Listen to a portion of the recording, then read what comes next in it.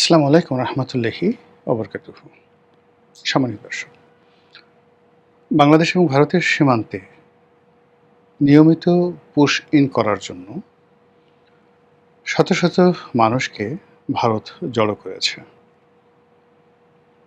এবং এই ঘটনা নিয়ে প্রায় প্রতিদিনই সীমান্তে বিশ্রী রকম পরিবেশ পরিস্থিতি তৈরি হচ্ছে। বিজিবি এবং বিএসএফ তারা কখনো কখনো তর্ক বিতর্ক, কখনো কখনো ধাওয়া পাল্টা এবং এই ঘটনার সঙ্গে কখনো কখনো অমানবিক কিছু দৃশ্যের তৈরি হচ্ছে এবং সেগুলো এরকম যে ভারত যে পুশিনগুলো করতে চাচ্ছে বাংলাদেশে, সেই পুশিনকে আবার ঠেকিয়ে দেওয়ার জন্য আমাদের সীমান্তরক্ষী বাহিনী, বর্ডার গার্ড, বিজিবি তারা আবার কাউন্টার পুশিন করছে, তাদেরকে ফেরত পাঠাচ্ছে এবং এই দৃশ্যগুলো বাংলাদেশের বিরুদ্ধে যে সকল আন্তর্জাতিক চক্র রয়েছে তারা বাংলাদেশের যে অমানবিক আচরণ এগুলোকে ফুটিয়ে তোলার জন্য ওত পেতে বসে আছে। আমাদের এই ক্ষুদ্র দেশটি নিয়ে আন্তর্জাতিক যে চক্রান্ত, এটি দীর্ঘদিন ধরে চলছে। আজকে মায়ানমার সীমান্তে এরকম পুশিন, এরকম নাটক করে বাংলাদেশের ভিতরে প্রায় 15 লাখ রোহিঙ্গাদেরকে ঢুকিয়ে দেওয়া হয়েছে। শেখ হাসিনাকে মানবতার মা বানানো, তাকে নোবেল শান্তি পুরস্কার দেওয়া হবে বা তিনি পেতে পারেন। তারপর আমাদের দেশের যে সকল ইসলামী সংগঠন রয়েছে তারা সবাই এখন পিছু টান দিয়েছেন, কিন্তু ওই সময়টিতে সেই রোহিঙ্গা মুসলিম ভাই বোনদেরকে আশ্রয় দিতে হবে, এজন্য সারা বাংলাদেশ থেকে চাঁদা তুলে দলে দলে এই মাদ্রাসা পড়ুয়া ছেলেরা, শিক্ষকেরা তারা কক্সবাজার, টেকনাফ, উখিয়াতে রীতিমতো এখানে গিয়ে এই রোহিঙ্গাদেরকে আশ্রয় দেওয়া, প্রশ্রয় দেওয়া, তাদেরকে দান খয়রাত করা, এটাকে একটা তাবলিগি কর্ম মনে করে প্রায় জান্নাতুল ফেরদাউস কনফার্ম করে ফেলেছিল। ওই সময়টাতে আমার বেশ কয়েকজন পরিচিত এরকম মাদ্রাসায় শিক্ষায় শিক্ষিত, তাদেরকে বললাম যে দেখো, তোমরা যে কাজগুলো করছো, তোমরা এই রোহিঙ্গাদেরকে চেনো না, তোমরা এই অঞ্চলের অর্থাৎ আমাদের কক্সবাজার, চট্টগ্রাম এবং আরাকানের যে রাজনীতির ইতিহাস সেটা তোমরা জানো না। ফলে তোমরা এই এখন আবেগতাড়িত হয়ে যে কাজগুলো করছো এটা দেশ, জাতি এবং সরকারকে ভোগাবে। ঠিক ওই সময়টাতে 2012-13 এমনকি 16 সালে যখন এই ঘটনাগুলো চলতেছিল, ওই সময়টাতে দৈনিক বাংলাদেশ প্রতিদিন পত্রিকাতে আমি একাধিক কলাম লিখে শেখ হাসিনাকে বলেছিলাম যে আপনি যে কাজটা করছেন খুবই অন্যায় করছেন, সীমান্ত সিল করে দিন। আপনি যে কাজগুলো করছেন এটা আপনি সামাল দিতে পারবেন না। এবং শেখ হাসিনার যে দেখুন এখন যে পতন, সেই পতনের মধ্যে যে কারণগুলো রয়েছে তার অন্যতম কারণ কিন্তু এই রোহিঙ্গা। এই রোহিঙ্গাকে ইস্যু করে অবাধে তুরস্কের গোয়েন্দা সংস্থা, পাকিস্তানের গোয়েন্দা সংস্থা, চীনের গোয়েন্দা সংস্থা, আমেরিকার একেবারে পুরোপুরি মিলিটারি ইউনিট যেভাবে ক্রমাগতভাবে 2016 সাল থেকে আজ অবধি বাংলাদেশে অপারেশন পরিচালনা করছে, ফলে কক্সবাজার, বৃহত্তর কক্সবাজার উপজেলার যে বা জেলার, উপজেলা মানে বলতে ধরেন টেকনাফ উপজেলা এবং কক্সবাজার জেলা, পুরো বৃহত্তর এই অঞ্চল, তার সঙ্গে সঙ্গে পার্বত্য অঞ্চল, সেখানে যে অস্থিরতা শুরু হয়েছে, সেই অস্থিরতার বিপরীতে আমাদের আইন শৃঙ্খলা রক্ষাকারী বাহিনী কতটা ভূমিকা রাখতে পারছে এটা নিয়ে যথেষ্ট প্রশ্ন করার সুযোগ আছে। ওই অঞ্চলের ব্যবসা বাণিজ্য, আইন শৃঙ্খলা রীতিমতো মুখ থুবড়ে পড়েছে। ওখানে যারা আদিবাসী মানে আমাদের যারা বাঙালি ওই অঞ্চলে কক্সবাজার জেলায়, তারা সবাই বলতে গেলে এখন রোহিঙ্গা হয়ে পড়েছে। আর ওখানে যে সকল রোহিঙ্গা সর্দাররা রয়েছে তারা সেখানকার রাজায় রূপান্তরিত হয়েছে। কাজে যে মিলিটারি পদক্ষেপ নেওয়া দরকার ছিল এবং যে রাজনৈতিক সিদ্ধান্ত নেওয়ার দরকার ছিল সেটা আমরা এখনো পর্যন্ত নিতে পারিনি, কিন্তু আমরা বিদেশিদের ফাঁদে পা দিয়ে ফেলেছি একটি সীমান্তে, মানে মায়ানমার সীমান্তে। এবার আসুন, ভারতের সঙ্গে যে আমাদের প্রায় ৪,৫০০ কিলোমিটার সীমান্ত রয়েছে, বিশ্বের অন্যতম বৃহত্তম সীমানা। অনেক বড় বড় দেশ রয়েছে, কিন্তু ভারতের সঙ্গে আমাদের যে এই যে ৪,৫০০ যে কিলোমিটার যে বর্ডার, এরকম বর্ডার পারস্পরিক দুটো দেশের মধ্যে খুব কম আছে। আমার জানা নাই, আমি ইন্টারনেট দেখলে বলতে পারতাম। দ্বিতীয়ত হলো যে এরকম বিশাল বর্ডার, কিন্তু অসম সামরিক শক্তি, অসম কূটনীতি এবং অসম অর্থনীতি এবং অসম সংস্কৃতি, এটি আর বিশ্বের কোনো দেশে নেই। যেমন ধরুন, মেক্সিকোর সঙ্গে ইউএসের যে যাকে বলা হয় সীমানা রয়েছে, তারপর কানাডার সঙ্গে আমেরিকার যে সীমানা রয়েছে, চীনের সঙ্গে ভারতের যে সীমানা রয়েছে, পাকিস্তানের সঙ্গে আফগানিস্তানের যে সীমানা রয়েছে, তো সেই সীমানার যে ভৌগোলিক অবস্থান, রাজনৈতিক অবস্থান এবং সীমানার দুই পারে মানুষের মধ্যে যে অন্তমিল, তার বিপরীতে যদি আপনি আমাদের এই ৪,৫০০ কিলোমিটার সীমানার, ভারতের সাথে যে সীমানার, সেখানকার যে বৈরিতা, রাজনৈতিক বৈরিতা, ভৌগোলিক বৈরিতা, মানুষের মন এবং মানসিকতা এবং সাংস্কৃতিক যে বৈরিতা, এটি অন্য কোনো সীমানায় নেই।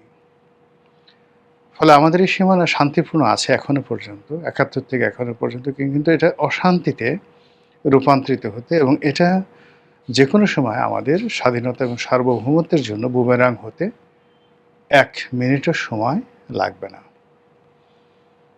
যেটা বলছিলাম যে আমাদের কক্সবাজারের যে সীমানা, এটা এখন মারাত্মক ঝুঁকি, এবং সেই ঝুঁকির কারণে পুরো দুটো রেজিমেন্ট, অর্থাৎ কক্সবাজারে সেনাবাহিনীর যে রেজিমেন্টটা রয়েছে, তারপর পার্বত্য অঞ্চলগুলোতে যে রেজিমেন্টটা রয়েছে, এবং গ্রেটার চট্টগ্রামে চট্টগ্রাম ক্যান্টনমেন্ট ভিত্তিক যে রেজিমেন্ট রয়েছে, এই পুরোটাই এখন ব্যস্ত রয়েছে বলতে গেলে এই রোহিঙ্গা পরিস্থিতি সামাল দেওয়ার জন্য। কক্সবাজারে যে গোয়েন্দা সংস্থাগুলোর যত তৎপরতা, আমাদের ওখানে যে পরিমাণে ইনভেস্ট করতে হচ্ছে, ওখানে সরকারের যে সকল কৌশলগত অফিসগুলো রয়েছে, এবং প্রতিটা মুহূর্তে কক্সবাজার বিমানবন্দরে গেলে বা ডিসি অফিসে যারা চাকরি করেন, তারা জানেন যে এখানে কি পরিমাণ ভিআইপি প্রোটোকল তাদেরকে দিতে হয়, যেটি এই রাজধানী ঢাকা শহরে দিতে হয় না। তো এই আপদ আমরা ডেকে এনেছি রাজনৈতিক অপরিপক্কতার কারণে।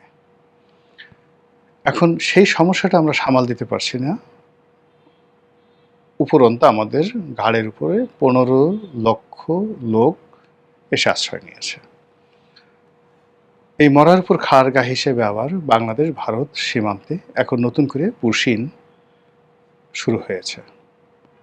কয়জন করতে পেরেছে আমরা আসলে জানি না, কিন্তু ভারত সীমানার ওপারে অন টেস্ট কেসে কয়েক হাজার লোককে তারা জড়ো করেছে, এবং বিচ্ছিন্নভাবে ২০০, ৩৫০ ওভাবে সীমানার ওপারে জড় করে তারা পুশিনের চেষ্টা চালিয়ে যাচ্ছে। এবং এটা নিয়ে আমাদের বাংলাদেশের আবেগপ্রবণ বাংলাদেশ বিজিবির সঙ্গে রাত দিন সীমান্তের এপারের লোক, হাজার হাজার মানুষ সেখানে বিজিবিকে ধাওয়া করছে। বিজিবিকে নয়, বিজিবির সাথে থেকে তারা বিএসএফকে ধাওয়া করছে, আমরা দেখছি। কিন্তু ওপারের মানুষ যে আবার বিএসএফের সাথে ঐক্যবদ্ধ হয়ে বাংলাদেশের লোককে যে ধাওয়া করছে, এ খবর তো আমরা জানি না।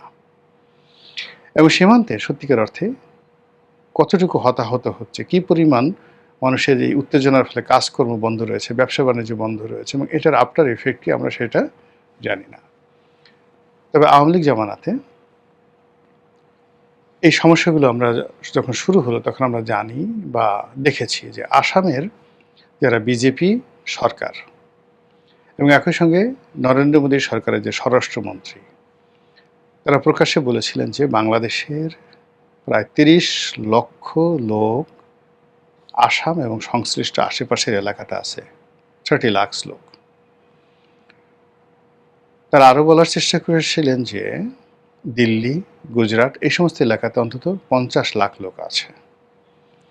পশ্চিমবঙ্গ নাকি আরও 50 লাখ লোক আছে, তাহলে 1,30,00,000 লোক ভারতের দাবি মতো বাংলাদেশি পরিচয়ধারী, তারা এখন ভারতে আছে, তাদেরকে বাংলাদেশে ফেরত পাঠানো হবে।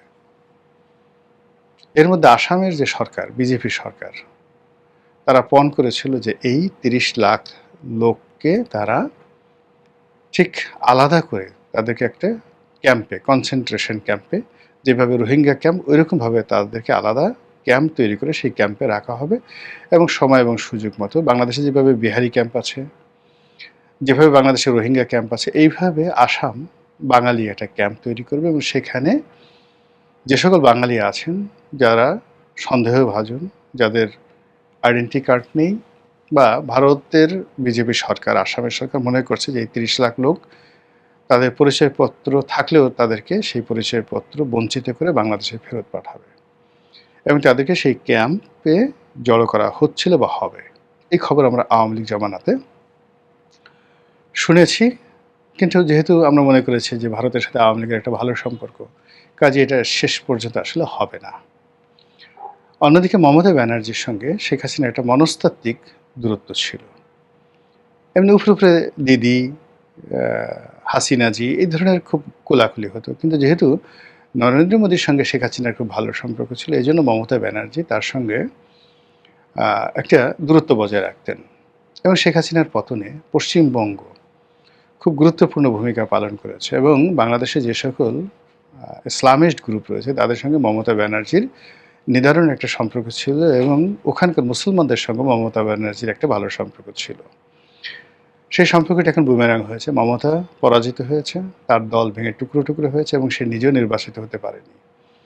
অন্যদিকে বিজেপি, শুভেন্দু যেভাবে আসছে এবং সেখানে তিনি যেভাবে মুসলমানদেরকে সেখানে অত্যাচার শুরু করেছেন এবং সেখান থেকে যেভাবে বাংলাদেশে পুশিন করার চেষ্টা করা হচ্ছে, এটি বাংলাদেশ এবং পশ্চিমবঙ্গের যে সীমান্তগুলো রয়েছে সেখানে রীতিমতো যুদ্ধের যে অবস্থা সেটা তৈরি করে ফেলেছে।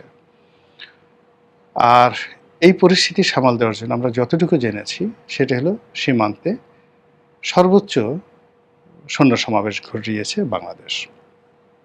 বলা হচ্ছে যে 60,000 বিজিবি তাদেরকে শুধু সীমান্তে মোতায়েন করা হয়েছে।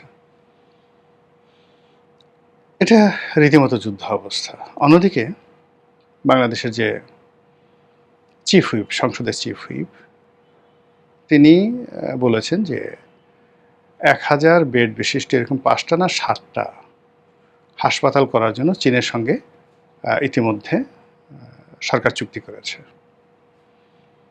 ইট মিন যে সকল এলাকাতে হাসপাতাল করা হবে, চীনকে বাংলাদেশ এখানে একটা এক্সেস দিতে চাচ্ছে।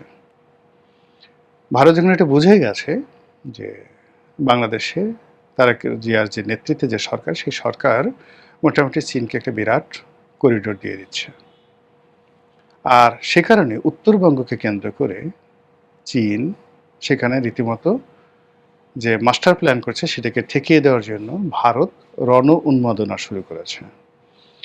আমাদের পুরো উত্তরবঙ্গের যে সীমানার ওপারে ভারত মাঝারি পাল্লার ক্ষেপণাস্ত্র, বিমান, জঙ্গি বিমান, তাদের যে আর্টিলারি এবং সৈন্য সমাবেশ, যেটাকে পদাতিক সৈন্য বলা হয়, সেটা তারা ইউনূস জমানা থেকে সেখানে জড়ো করেছে এবং ভারতের সেনাবাহিনীর প্রধান নিয়মিতভাবে পশ্চিমবঙ্গে অফিস করছেন। অজিত দোভাল নিয়মিতভাবে পশ্চিমবঙ্গে অফিস করছেন। এই যে যে জিনিসগুলো চলছে, সেই জিনিসগুলো আমাদের পুরো সীমান্ত অঞ্চলে একটা যুদ্ধের উন্মাদনা ছড়িয়ে দিয়েছে। আমরা কি এখন প্রশ্ন যে আমরা কি এই মুহূর্তে কালক্ষেপণ করব, ভারতের সঙ্গে আত্মসমর্পণ করব, চীনের সঙ্গে আমরা কৌশলগত সম্পর্ক স্থাপন করব, পাকিস্তানের সঙ্গে কৌশলগত সম্পর্ক স্থাপন করব, আমেরিকাকে এখানে অ্যাক্সেস দেব, নাকি কি করব? এই মুহূর্তটি বর্তমান সরকারের জন্য একটি অ্যাসিড টেস্ট। সরকার যদি টিকতে পারেন, খেলতে পারেন, তাহলে সরকার আগামী 10, 15, 20 বছরের জন্য টিকে যাবেন। আর যদি সরকার টিকতে না পারেন, তাহলে আগামী 3, 4, 5, 6 মাস, মানে এই 2026 সনের মধ্যে সরকারকে বিপদে ফেলার জন্য ভারতের পক্ষ থেকে, মায়ানমারের পক্ষ থেকে সর্বোচ্চ তাপ এবং চাপ প্রয়োগ করা হচ্ছে। মহান আল্লাহ জানেন আমাদের তকদিরে কী আছে, আমাদের কপালে কী আছে। আল্লাহ আমাদের হেদায়েত দান করুন এবং হেফাজত করুন। আসসালামু আলাইকুম ওয়া রাহমাতুল্লাহি ওয়া বারাকাতুহু।